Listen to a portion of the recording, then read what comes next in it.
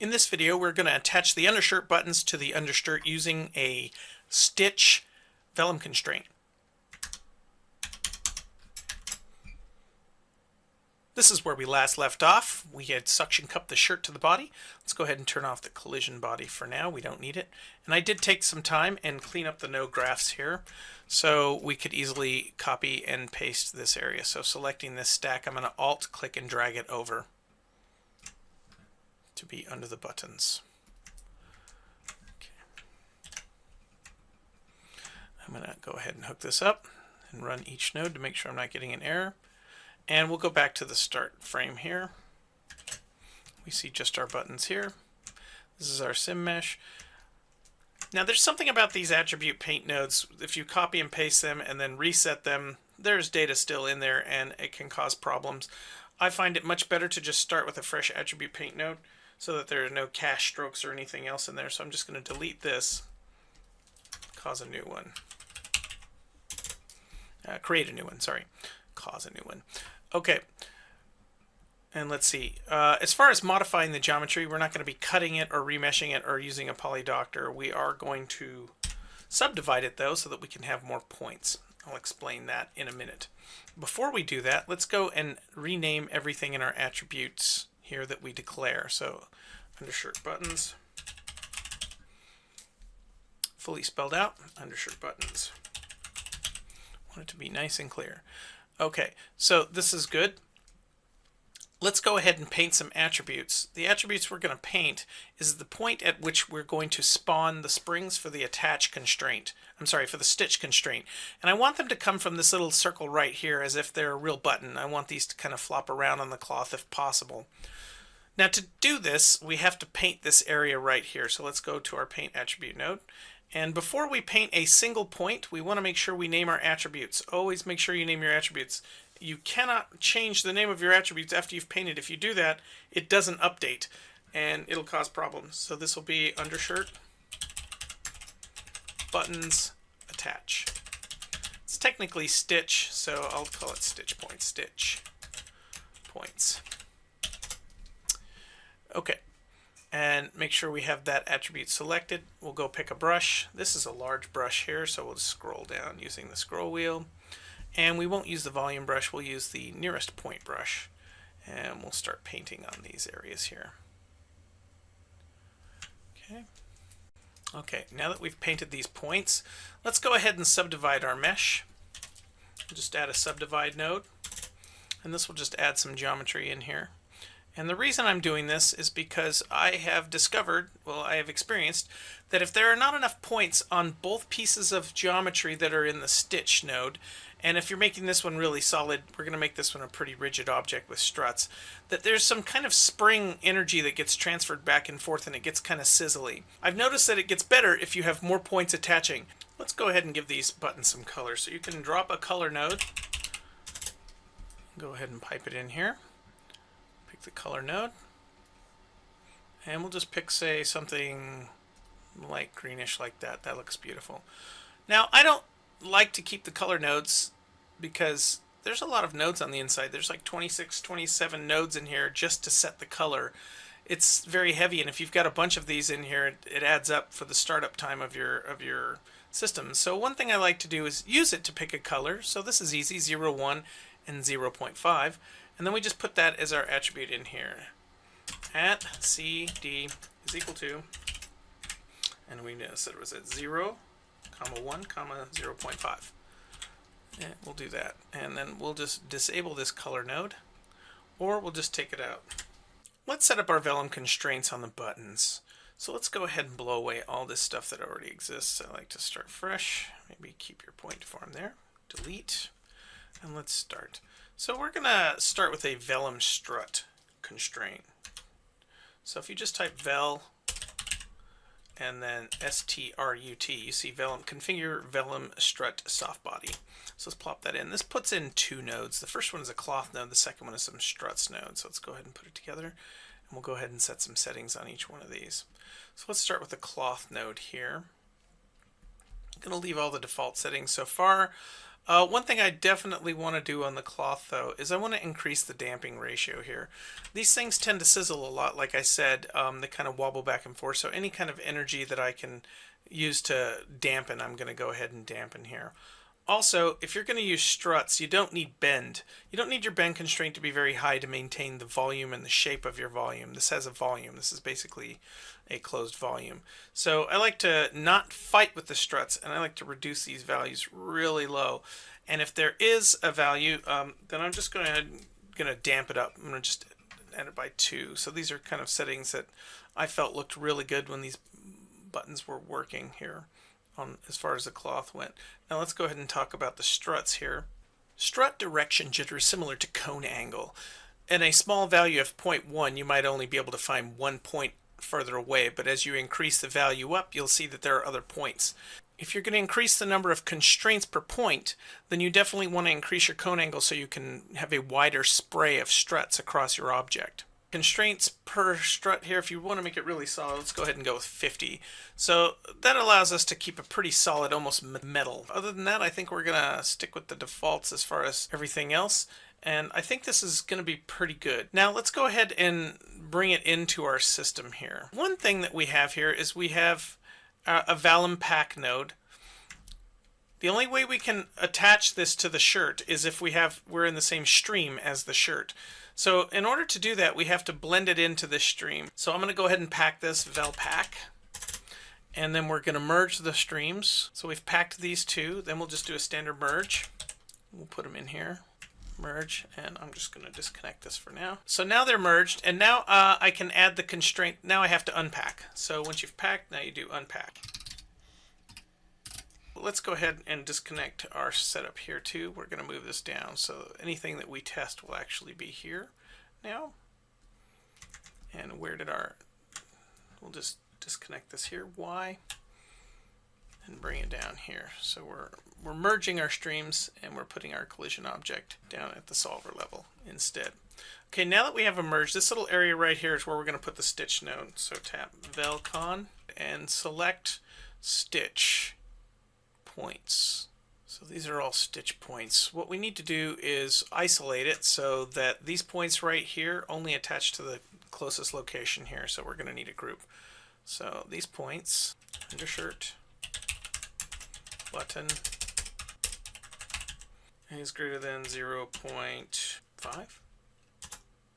Okay, that gives us our attach points here. So now only these points are attaching. I'm going to actually have to sim this real quick just to see if these are going to work or not. So let's go to our solver here, go back to one substep, and let's pull away here. Let's just see, either the buttons are going to fall or they're going to stay attached to the shirt here. And sim this and see what we get. Okay, that looks okay. And let's increase the number of substeps here because constraint iterations is what we really want here. So maybe I'll just put it up to 500 while I'm testing. So every substep we're going to get 500. So let's rewind and let's sim and see what we get. Our buttons are melting and only one of them is attached. Okay, the only reason the first button actually stayed is because it began in a penetrated state. So it wasn't actually working. We do need to paint attach attributes on the shirt so that we have a target place where they can paint, where they can attach. So let's go ahead and do that. So we'll walk back up to our attributes here that we've painted before. I want to see my button, so I'm just going to control click that there so I know where to paint. And let's create a new attribute. So of all of our attributes here, we're going to add a new one. And this one will be called our undershirt button target. And I'm just going to do TGT. So this is our target location there, and I don't like that brush, so we're going to go with the nearest point. You want to paint a slightly larger area than you want to, because when this remeshes, you're not sure if it's going to interpolate any of the nearby values. So let's just paint a larger area than we would for each button. All right, so this is called undershirt buttons target. So let's go way down here to our constraint at undershirt buttons TGT is greater than 0.1. Let's see what that gave us. They have formed. Remember when we said we didn't have any penetrations in the previous shirt? We do have them now. So we might want to go through and model that out with just a soft mod to kind of pull it out from this point right here and this point right here when it remeshes. So I'm going to go ahead and do that. One thing we want to do is we do not want to animate that. So I'm just going to go up to the shirt area here. Before we remesh, while we're painting values, I'm just going to tap soft transform. Okay, and I'm going to drop in a soft transform right about before the cuts. It's always got to be before the cuts, but after the smooth maybe. Plop it in there. And we only want to pick just 1 point is all we need right now, because it has a radius. Let's just pick that and hit enter. Okay, so it's just that. And we'll just reduce the volume so it's a nice little color here. You can see the power here. And we'll just raise up slowly in Y. There we go, positive X. Just to pull it away a little bit. Okay, so it's a little soft mod, not too bad, but it keeps the button from being penetrated at the initial state. So we'll go back down here and see what the results look like. Okay, so that's good. So now let's go ahead and see if we can improve this situation here. So we'll go to our vellum. I'm going to add two substeps, just slowly start.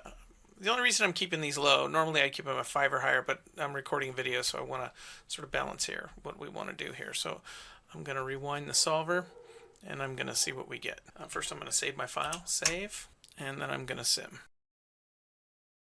Okay, it looks like they're staying attached here, which is great.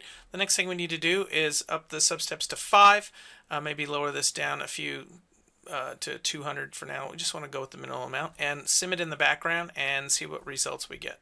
Okay, it's reset now. Let's go ahead and set the substeps to 5. We'll call it version 4. There's nothing on disk, so it's erroring right now, so we'll just rewind.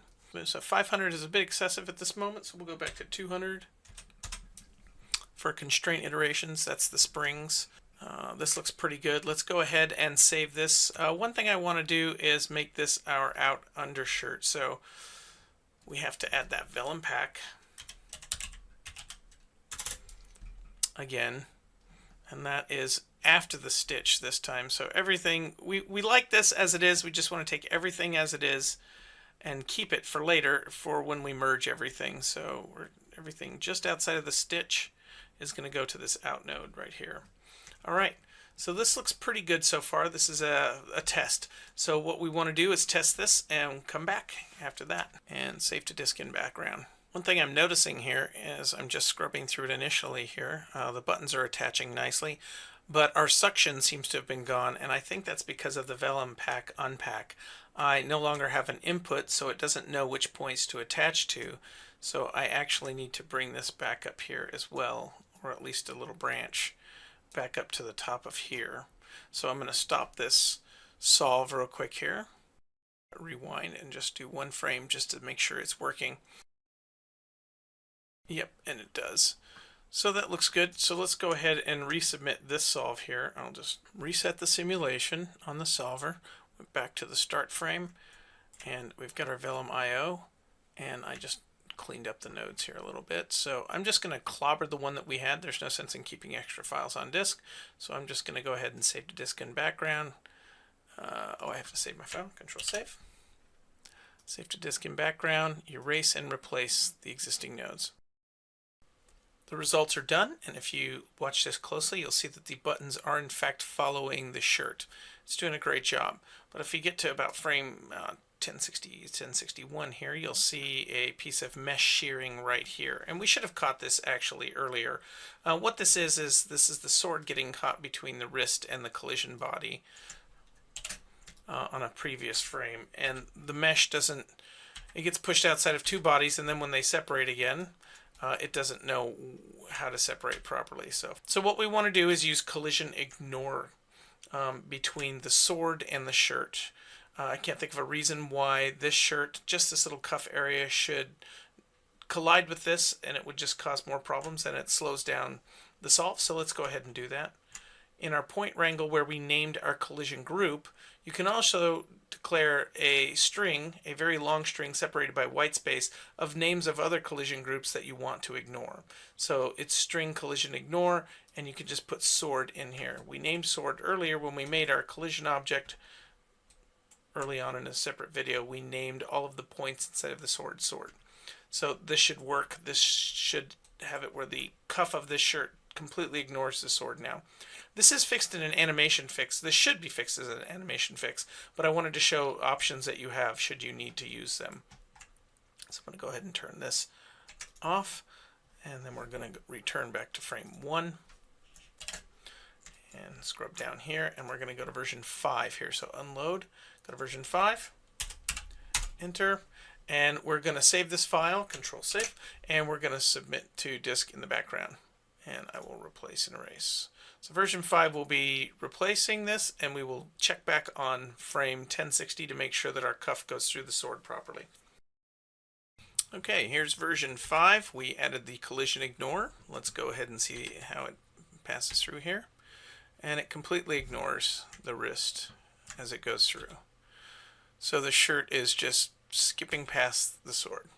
Okay,